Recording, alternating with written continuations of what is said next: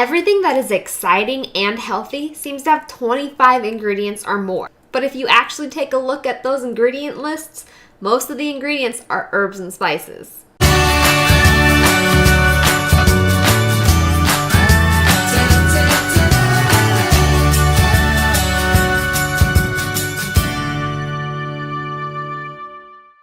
What's up, hungry people? Welcome to the Starving Chef's Kitchen. If you're looking for a quick way to improve your palate, my suggestion would be to build up your herbs and spices collection. There's a world of flavor combinations just waiting to be made.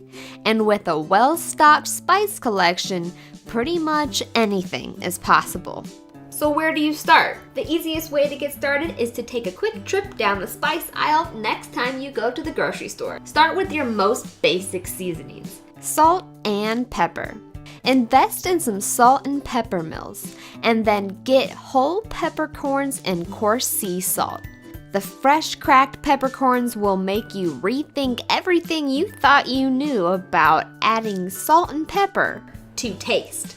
On your next trip to the grocery store, grab some herbs that you recognize, like basil and oregano, and then expand into similar herbs like dill, sage, and tarragon.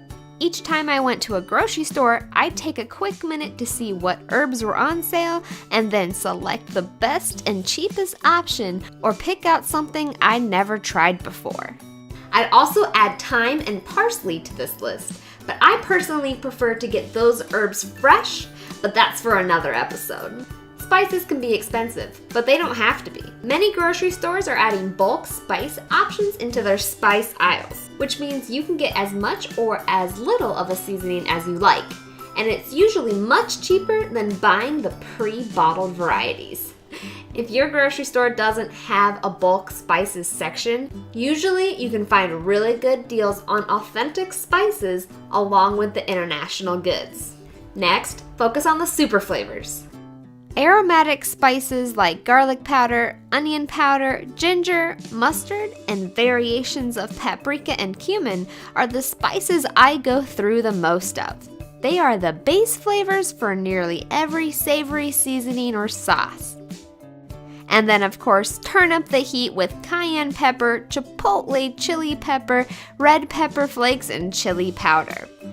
But sometimes pre-made seasonings that have a very distinctive flavor like Old Bay, blackened seasoning, and some taco mixes or seasoning salt are best pre-bought. These are the most common flavorings that I say everyone needs to have in their spice rack. Once you've gathered the basics, it's time to expand your palate. I'm a big fan of Indian and Asian cuisine, so I like to stock up on several different kinds of curries and ethnic spices. I like to keep a variety of curry powders in a range of spiciness and flavors. Paired with spices like cardamom, saffron, or Chinese five-spice, it's easy to match authentic flavor profiles from all over the world. Now, every once in a while, a recipe will call for a really weird ingredient. Things like whole caraway seed, white pepper, alum, or celery salt may not be used in many recipes, but it is sometimes nice to have them handy when you have a craving for an obscure recipe.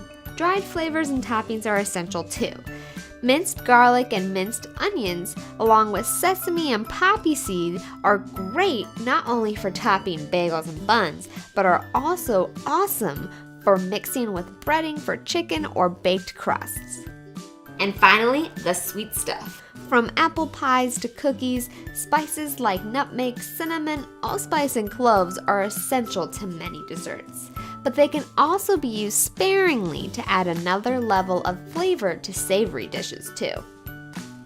I've spent a lot of time and money adding to my collection, but years later I have a huge spice rack in my kitchen with every spice I'd ever need. And my food is delicious and healthy, which means that I'm happy and healthy too. I believe that there are no flavors you don't like, just tastes you haven't acquired yet. So what spices do you keep in your spice rack? Let me know down in the comments down below.